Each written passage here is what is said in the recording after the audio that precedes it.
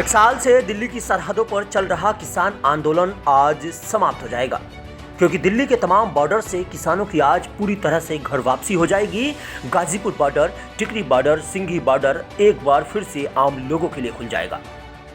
Ghazipur border से किसानों की वापसी हो रही है।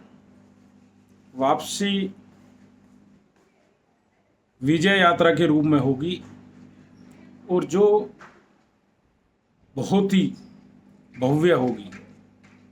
गाजियाबाद से लेकर सिसोली तक कम से कम 15 पॉइंट ऐसे बने हैं जहां पर स्वागत होगा।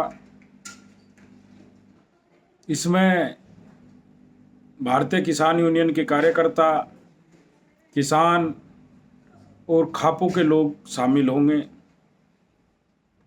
गाजियाबाद, मोदीनगर, मेरठ, दोराला होते हुए यह सोरम पहुंचेगी। जो सर्व खाप पंचायत का ऑफिस है वहां पर खाप चौधरी उनका स्वागत होगा। फिर हड़ोली गांव में स्वागत होगा और शाम तक ये यात्रा सिसोली में पहुंचेगी, जहां पर भव्य रूप से स्वागत होगा और किसान भवन को सजाया गया है। हरियाणा के टोलों से भी किसानों का धरना प्रदर्शन खत्म हो जाएगा। वहीं दिल्ली पुलिस ने मंगलवार को सिंघू बॉर्डर पर लगभग सभी अवरोधकों को हटा दिया है, जो प्रदर्शनकारी किसानों को राष्ट्रीय राजधानी की ओर जाने से रोकने के लिए लगाए गए थे। तीनों कृषि कानूनों को निरस्त करने और अन्य मांगों को मान लेने के केंद्र के फैसले के बाद शनिवार को किसानों ने दिल्ली हरियाणा सीमा पर अवरोध स्थल छोड़ना शुरू कर दिया था। पुलिस के एक वरिष्ठ अधिकारी का कहना है कि सिंघू बॉर्डर से ठोस अवरोधकों को और अन्य अवरोधकों को हटा दिया गया है।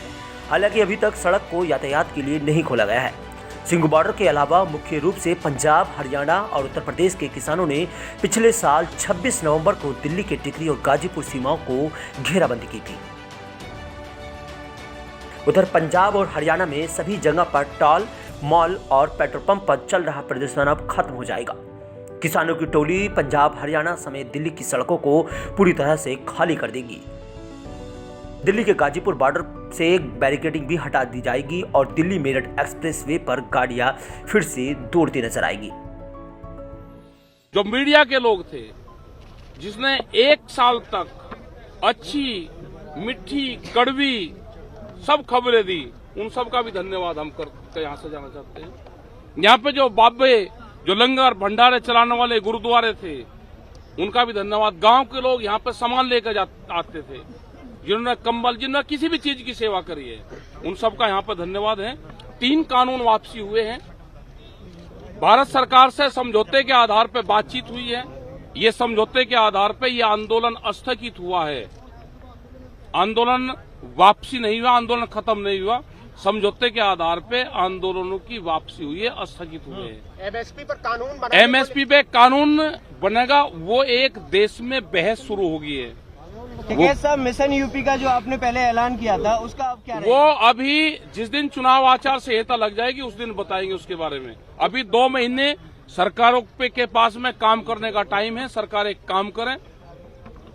हरियाणा में बिजली के रेट 35 रुपए हाउस पावर है, उत्तर प्रदेश में 175 है। दोनों में एक ही पार्टी की सरकार है, क्यों अंतर है? ये सवाल हमेशा रहेगा हमारा। उत्तर प्रदेश में कुछ ही दिनों में चुनाव है, उसको लेकर क्या स्टैंड बता दो दिया ने। चुनाव आचार संहिता जिस दिन लग जाएगी उस दिन चुनाव के बारे में हम बात करेंगे। साहब, लखीमपुर मामले में एसआईटी की रिपोर्ट आई, एसआईटी की रिपोर्ट जो आई है वो बिल्कुल ठीक आई है।